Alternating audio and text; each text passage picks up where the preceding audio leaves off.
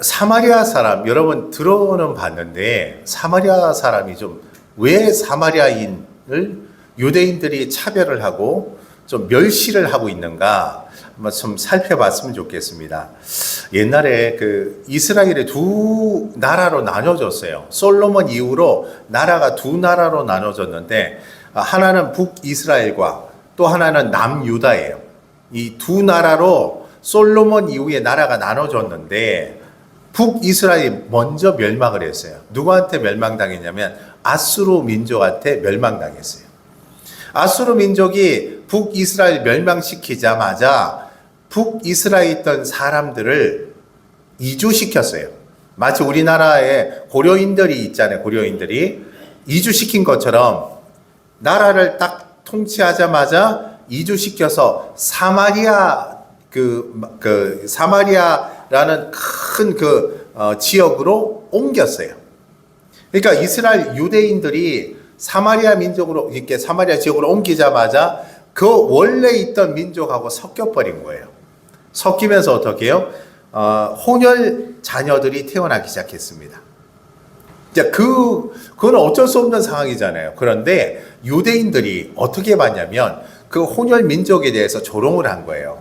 아주 혼혈 민족이다, 순수하지 못하다, 비난을 한 거예요. 전쟁에서 져가지고 포로로 끌려갔기 때문에 어쩔 수 없음에도 불구하고 유대인들은 그냥 비난한 거예요. 무조건적으로.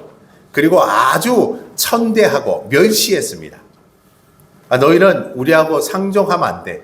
그래서 예수님께서 사마리아 마을을 수가라는 마을 지나가는데 우물에 딱 가서 물 좀 달라고 했을 때 그 여인이 놀란 거예요. 왜 나 같은 사람한테 이거를 달라고 하느냐. 그렇게 반문하는 내용이 나와요. 그만큼 사마리아인들은 아주 멸시했어요. 사마리아인들이 좀 다른 게 하나가 있어요. 뭐냐면 유대인들은 예루살렘 성전을 자기들의 본 교회, 본 고향이라고 생각하고 거길 향해서 이제 예배하고 기도했어요. 근데 사마리아인들은 예루살렘 성전을 안 하고 그리심산이라는 따로 산이 하나 더 있는데 그리심산을 가지고 경배한 거예요.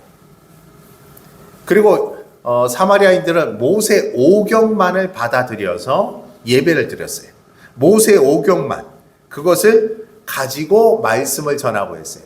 그러니까 조금 좀 다른 부분이 좀 있었어요. 그래서 유대인들은 사마리아인들에 대해서 너는 예루살렘을 향하지 않고 그리심산, 너희들만 특별하게 예수 그리스도를 기억하지 않는다 생각하는 거예요. 예수님을 믿지 않는 거예요.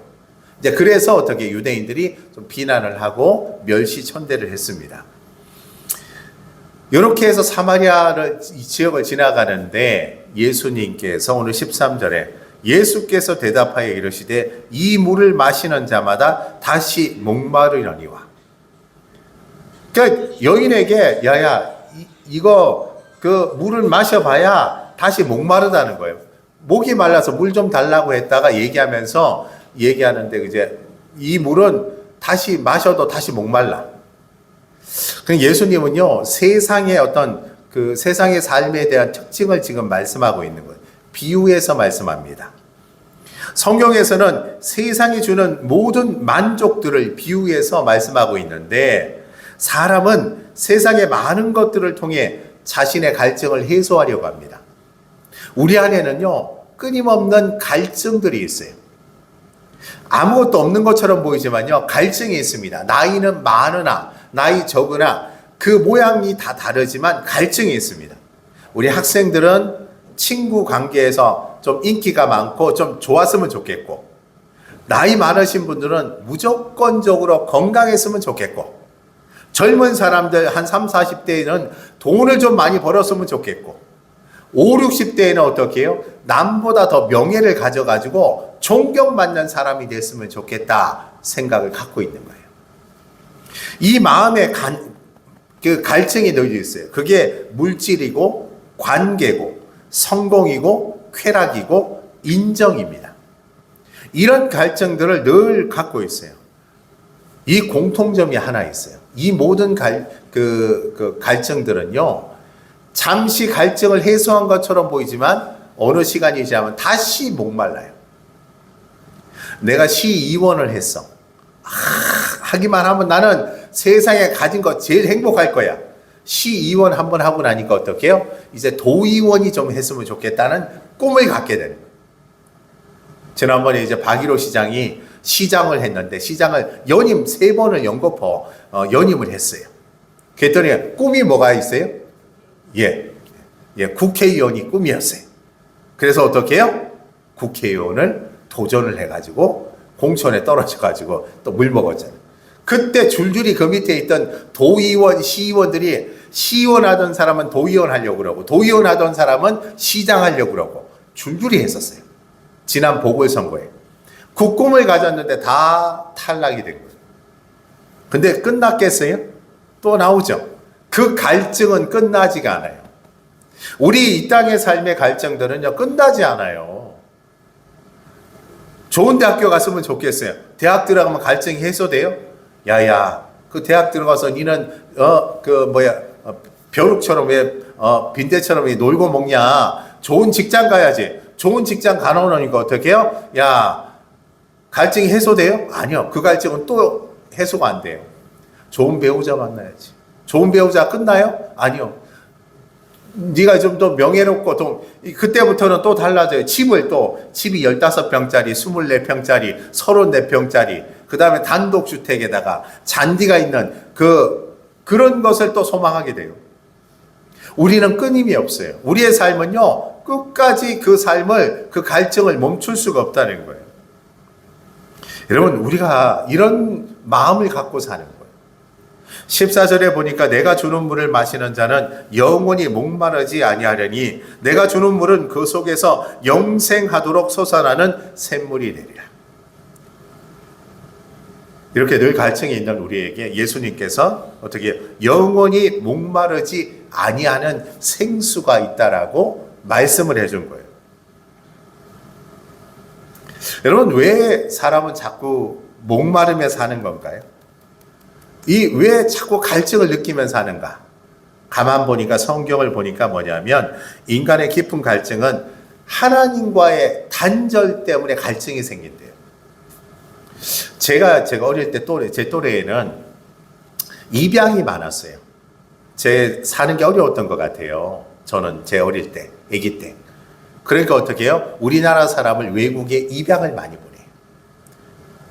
그래서 종종 이제 TV 프로그램에 보면 입양 아들이 엄마를 찾는 장면이 나와요.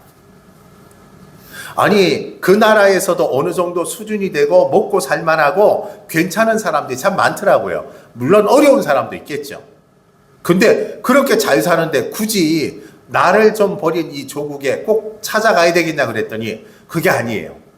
그 마음의 깊은 속에는, 그 깊은 마음 속에 뭐가 있냐면 말할 수 없는 갈증이 있다는 거예요. 무슨 갈증이냐면 엄마와 단절됐다는 이 갈증은 죽을 때까지도 끊지 못하는 거예요. 그게 안 끊어져요. 엄마와가 끊어져요. 여러분, 부모 자식이 함께 잘 살고 뭐 편안하게 뭐 무난하게 있잖아요. 20살까지 살았던 사람은 엄마 1년 2년 안 봐도 있잖아요. 별 그런 게 없어요. 아이고, 나 혼자 막 편안하게 살아, 속 편하다, 이렇게 하는 집안들이 있겠죠. 근데 평생을 못 봐 엄마하고 단절돼 살아왔던 그 세월간에 늘 그 깊은 속에는 단절됐다는 것 때문에 그 영혼이요 썩어가요. 망가지고 있다는 걸 많이 느껴요. 우리도 있잖아요. 어떻게 해요? 하나님과의 인간의 관계가 단절되게 되면 우리 영혼이 공허해요. 공허. 내가 뭘 하고 사는가? 내가 돈을 벌어도, 내가 좋은 배우자를 만나도, 내가 자식도 있고, 내가 다 있지만 내 삶이 뭔가? 남들한테도 존경받고 많이 했음에도 불구하고 내 인생은요, 뭔가 하는 생각이 많이 들게 돼 있어요. 이게 공허함이에요. 이것은 어떻게 해요? 하나님과의 인간의 관계가 단절되었을 때 나타나는 그런 현상이에요. 그리고 또 하나는 죄의 문제를 어떻게 할 수가 없는 거예요. 청년 때 죄 문제 때문에 참 고민을 많이 했어요. 나는 이 죄가 왜 안 떠나는가? 그 죄가 괴로워도 그 다음 되면 또 그 죄를 짓고 또 그 죄를 짓고 반복하는 거예요. 이 죄 때문에 내 삶이요 완전히 피폐해지는 걸 많이 느꼈어요. 내 정신도 그래요. 나는 좀 죄 없이 살면 좋겠어. 그랬는데 예수 믿고 진짜 믿기로 작정하고 살아가는 가운데 죄의 문제를 하나님께서 담당해 주신다는 것을 깨달았어요. 내 힘으로 이 죄 문제를 해결할 수 없어요. 주 예수를 믿으라. 그리하면 너와 내 집이 구원을 얻으리라. 주님을 믿게 되면 그 죄 문제를 주께서 해결해 주시는 거예요. 내가 하는 게 아니에요. 그래서 어떻게 어느 순간 목사가 되고 나면 죄를 좀 덜 짓겠지 생각했더니 아니에요. 전도사가 되고 전임 전도사가 되고 막 직급이 이렇게 어느 정도 돼도 여전히 죄 문제를 해결할 수 없었는데 하나님께서 내가 내 죄 문제를 해결해 준다는 사실을 깨닫고 나니까 나도 모르게 죄악된 모습을 가지고 있음에도 불구하고 감사할 수 있고 기뻐할 수 있는 삶이 됐어요. 그 전에는 죄 때문에 사람이 하루 종일 기쁠 일이 있어도 괴로운 거예요. 좋은 일이 있어도 괴로운 거예요. 뭐가 좀 편안한 일이 있어도 괴로운 거예요. 늘 내 마음속에 끊임없이 이 갈증, 이 죄책감 때문에 가지고 있는 거예요. 사람을 대할 때도 말할 수 없는 부끄러움을 갖고 살았어요. 내향적인 성격이긴 하지만 다가서기가 힘든 거예요. 나 같은 나쁜 놈, 내 같은 못난 놈이 저렇게 좋은 사람들하고 사귈 수 있냐? 저런 사람들하고 내가 만날 수 있냐? 그런 마음이 제가 갖고 있었던 거예요. 그러니까 관계가 안 되는 거예요. 너무너무 힘든 관계가 됐어요. 그런데 예수 믿고 의지하니 예수님께서 너의 죄 문제를 믿음으로 다 하나님께서 해결해 주신다는 거예요. 제가 그 이야기를 믿고 의지하면서 내가 비록 지금도 현재 죄악 가운데 있음에도 불구하고 하나님을 의지함으로 인해서 이 죄 문제를 죄책감이라는 것이 들지 않고 자유함이 생겨났어요. 하나님께 맡겨야 된다. 여러분, 인간의 깊은 갈증은 바로 하나님과의 인간의 관계가 단절되었을 때, 예수님을 내가 모르고 살아갔을 때 그게 생기는 거예요. 보세요. 교회 안 다니는 분들을 여기 아까도 여기 이 할아버지, 신필순 할아버지 여기 다리 위에 있더라고요. 싹 돌아다녀요. 어떤 사람 농사를 막 땅을 파디비고 있어요. 어떤 마음일까요? 공허해요. 뭔가를 못하니까. 뭔가를 해야 되긴 하고 습관적으로 인생 평생 동안 해왔던 삽질을 계속하며 사는 거예요. 그것 외에는 자기가 해결할 수 있는 이 공허함을 해결할 길이 없기 때문에 그렇게 외롭게 사는 겁니다. 그러면 예수님이 주시는 생수는 어떤 건가? 예수님이 주신대요. 뭘 주는 거냐?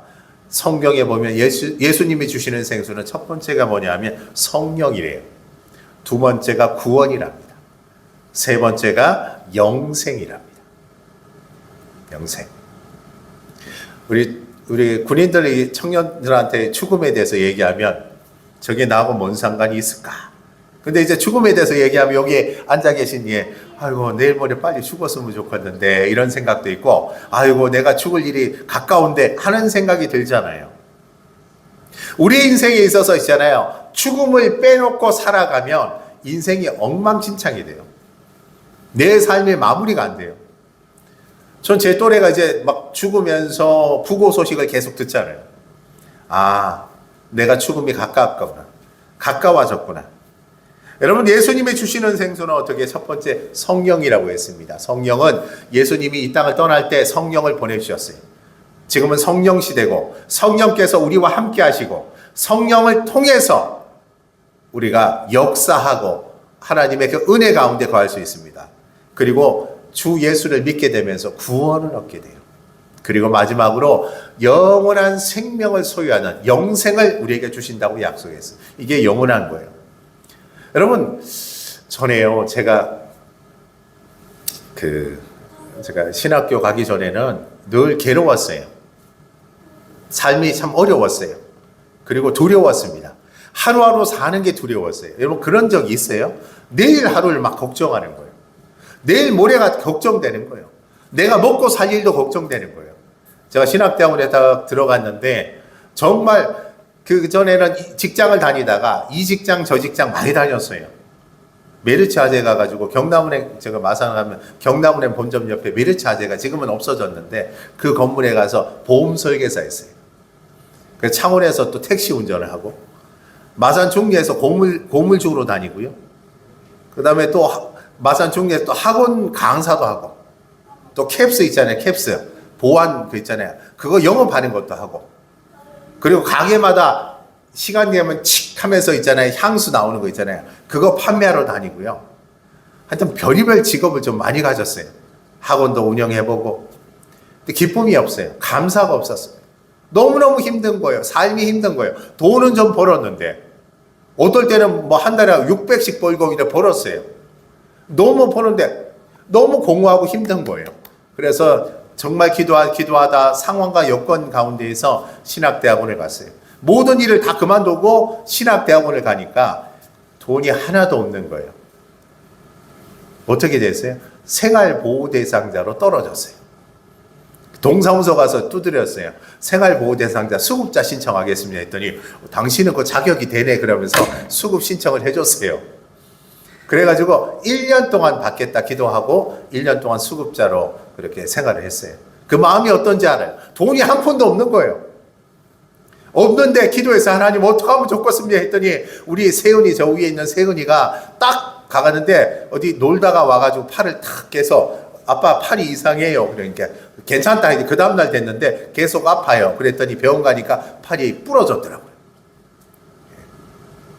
그런데 병원에 갔는데 보험을 넣어놨는데 보험을 200만 원을 탔네. 하나님 감사합니다. 보험을 통해서 하나님 세은이를 통해서 생활비를 허락해 주셔서 감사합니다. 그런 적까지 있었다는 거예요. 그래서 그 다음에 세은이가 한번 또 안 다치나 하는 생각이 종종 돈이 없을 때마다 자꾸 그런 마음이 드네. 예? 세민이가 좀 다쳤으면 좋겠는데 세민이 건강하네. 야, 약한 세훈이가 좀 이랬으면 그런 마음을 들면서 생활을 했어요. 하루하루.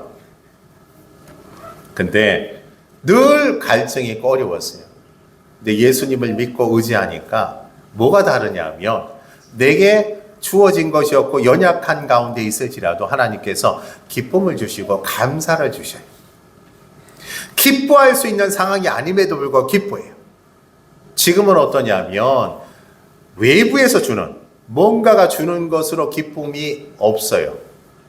누가 목사님 대단하세요 하면 전에는 나도 모르게 인정의 욕구가 있어. 그런데 요즘에는 그 얘기하면 아 그래요 하고 저렇게 얘기하는 분하고 좀 멀어져야 되겠다 그 생각해서 조용히 그냥 전역을 안 받아들여요. 뭘 외적으로 해줘도 막 기쁘고 감사하고 이렇잖아요. 여러분 예수님이 주시는 그 생수는 어디에서 흘러나오냐면 본문에 보면 그 속에서라고 말씀하고 있어요. 그 속에서. 이것은 뭐냐면 내 안에서 생수가 흘러넘친대요. 생수가 어디서 나오냐면 내 안에서 나온다는 거예요. 그 속에서. 외부의 조건에 의해서 내가 기쁨이 넘치고 영원한 생수가 솟아나는 게 아니에요. 외부 조건이 아니라 우리 안에서 있어요.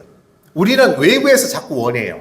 외부의 환경과 조건과 상황이 변해져야 내가 기뻐할 수 있다고 하는데 그렇지 않아요.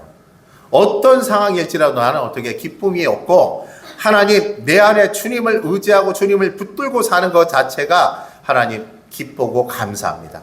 지금은 어떻게 해요? 외적인 조건에 의해서 기쁨이 하고 뭐 수민이가 뭐 대학을 가든 예준이가 중학교를 가든 뭐 그냥 그런갑다 하고 지내요.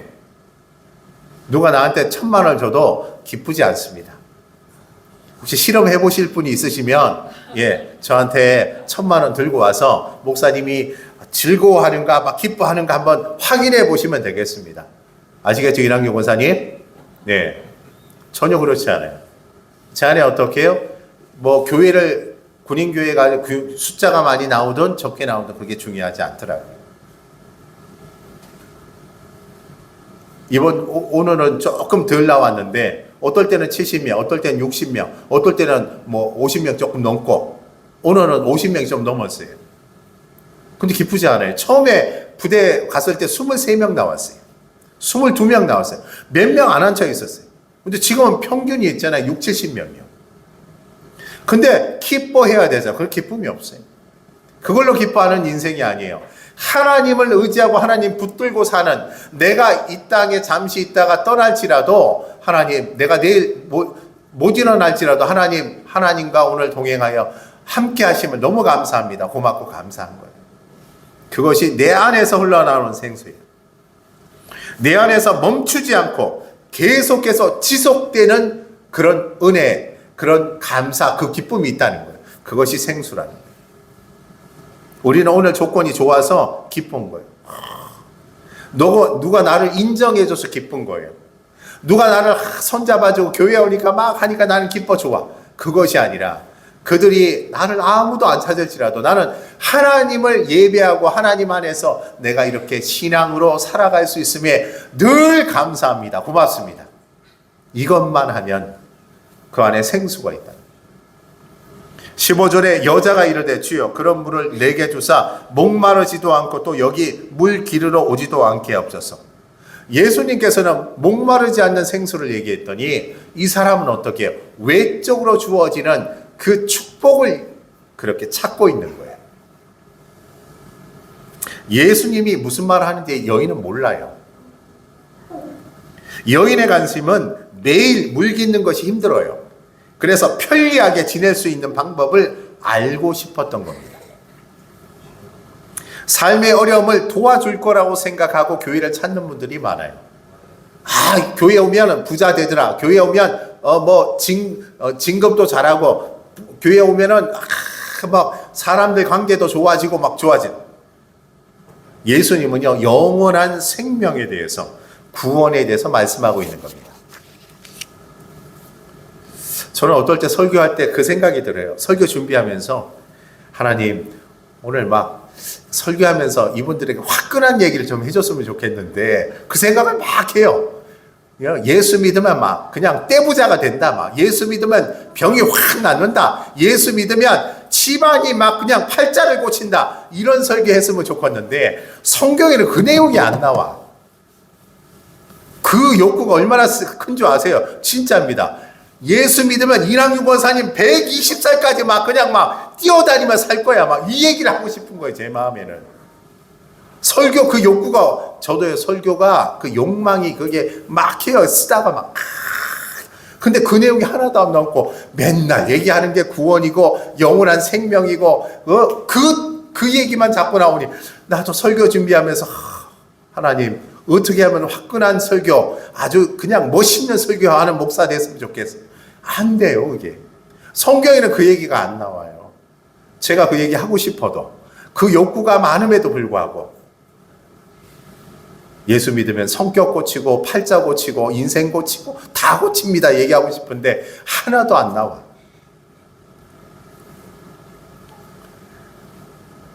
오늘 말씀을 통해서 몇 가지 진리를 우리가 발견하게 됩니다. 첫 번째는요, 인간은 영적으로 갈증을 느끼는 존재예요. 늘 무엇인가 갈증을 느껴요. 어떤 친구는 무교래요, 무교. 교회 안 다니고 무교래요. 그런데 갈증이 있어요. 어떻게 해요? 기독교도 불교도 천주교도 이것도 아니지만 무엇인가 믿고자 있는데, 무교는 누굴 믿어요? 자신을 믿어요. 자신의 지성을 믿어요. 자신의 지적인 능력, 경험을 믿는 사람이 무교예요. 안 믿을 수가 없거든요. 안 믿고는 이 땅을 살아갈 수가 없습니다. 여러분, 버스를 탔는데 버스 운전기사가 날 그 벼랑으로 떨어질 거라고 생각하면 버스 타겠습니까? 안 타겠습니까? 타잖아요. 버스 타고 다니잖아요. 택시 운전기사가 운전하다가 여기 전봇대 들이받을 거다 생각하면 택시 타겠습니까? 안 타겠습니까? 근데 다 타요. 보이지 않지만 다 믿음을 갖고 있어요. 이 사람에 대한 믿음, 저 사람에 대한. 이 믿음이 없으면 우리 삶은 못 살아요. 지금 있는 모든 우리의 세상살이는 다 믿음의 관계로 구성이 되어 있어요. 근데 우리는 늘 영적으로 갈급함이 있는 존재예요. 두 번째는요, 세상에서는 인간이 느끼는 갈증을 해결할 수 없다는 겁니다. 이걸 다 성취하면 끝날 것 같죠? 아니에요. 15평 끝나면 24평 아파트가 보여요. 24평 끝나면 34평 아파트가 보이고 34평 끝나면 어떻게 해요? 이재용이 사는 그 어마어마한 단독주택이 또 생각이 나게 돼 있어요. 우리의 인생이 그래요. 끊임없어요. 좋은 배우자 만났어요. 좋은 배우자 딱 만나서 사는데 어떻게 해요? 옆집 남자가 그렇게 좋아 보여요. 당신은 옆집 남자 본 적이 없냐고 막 그렇게 따질 때 어떻게 해요? 막 우라통이 올라오지만 어쩔 수 없어요. 인간의 마음에는 어떻게 해요? 옆집 남자가 더 대단해 보이는 거예요. 늘 갈증을 느끼는 거예요. 해결할 수 없다는 겁니다. 마지막으로 오직 예수님만이 성령과 영원한 생명을 주신다는 거예요. 이걸 꼭 기억했으면 좋겠습니다. 오늘 말씀 마무리하겠습니다. 우리의 지금 삶은요, 풍요로운 시대에 살고 있습니다. 이제 먹고 사는 문제가 조금은 좀 벗어났어요. 물론 좀 한 끼, 두 끼는 굶을 수 있겠지만 먹고 사는 문제에 크게 어렵지 않는 시대입니다. 여러분, 이러한 삶 가운데서 우리는 더 많은 돈, 좋은 집, 성공, 소비를 위해서 지금 달려가고 있어요. 근데 늘 공허해요. 우리 대한민국이 세계에서 자살률 1위잖아요. 하루에 47명. 교회에 죽는 사람을 교회 갖다 놓으면 교회 부흥하고도 넘치겠지만 하루에 47명, 45명 그냥 자기 자살을 선택해요. 왜냐하면 가진 것이 있음에도 불구하고 우리 안에 있잖아요. 늘 갈급함, 공허함 때문에 바로 죽음을 선택합니다. 불안을 느끼고 사는 거예요. 이것을 해결하기 위해서, 이 불안을 해결하기 위해서 우리는 어떻게 동아리를 찾아가고 모임을 찾아가고 인간관계를 찾아가고, 또는 그게 안 되니까 어떻게 해요? 돈을 벌어가지고 더 좋은 핸드폰을 사고 더 좋은 것들을 사고 소비를 하면서 우리를 해결하려고 합니다. 그런데 이 마음의 질병은 고칠 수가 없어요. 지금은 무엇이 주어지는 것이 아니라 내 안에 있는 그리스도가 나를 어떻게 기쁘게 하고 감사하게 살게 만듭니다. 이 내면의 생명이 필요한 것입니다. 하나님과의 관계가 회복되어야 된다는 것을 꼭 기억했으면 좋겠습니다. 하나님과의 관계 회복되면 주 예수를 믿음으로 죄를 용서받게 되고, 그리고 영원한 소망을 내가 가지게 됩니다. 여러분, 목마르지 않는다는 것은 문제가 없다는 말이 아니에요. 목마르지 않는 생수를 갖고 산다는 것은 문제가 없이 사는 게 아니라 삶의 출발이 다르게 되는 거예요. 여전히 예수를 믿음에도 불구하고 문제는 생겨나요. 그런데 그것을 그 삶의 어떤 출발점이 다르기 때문에 방향이 달라져요. 다른 인생을 살게 되는 거예요. 여전히 제 앞에 질병의 문제가 저도 있잖아요. 여전히 저 앞에 재정적인 문제가 있잖아요. 여전히 저 앞에 우리 자식 문제가 놓여 있잖아요. 그렇죠? 자식이 4명이 다 좀 멀쩡했으면 좋겠는데 멀쩡하지 않는 상황. 얼마나 고통스러워요. 저도 똑같은 문제를 안고 더 어려운 문제를 안고 삽니다. 수많은 상황과 여건 가운데 살지만 그것을 대처하고 그것을 해결하는 그 삶의 방향은 다르게 돼 있어요. 그 외적인 문제 때문에 아파하지 않고 슬퍼하지 않아요. 늘 하나님과 함께함을 감사하고 기뻐하는 거예요. 여러분, 어떤 물을 마시고 있어요? 목마르는 물을 마시고 계십니까? 아니면 목마르지 않는 생수를 막 먹고 계십니까? 여러분, 세상이 주는 것을 얻기 위해 노력해도 다시 목마른다는 것을 꼭 기억하면서 하나님이 주시는, 하나님을 붙들고 살아가는 삶의 길을 여러분 걸어가시길 부탁드리겠습니다. 기도합니다.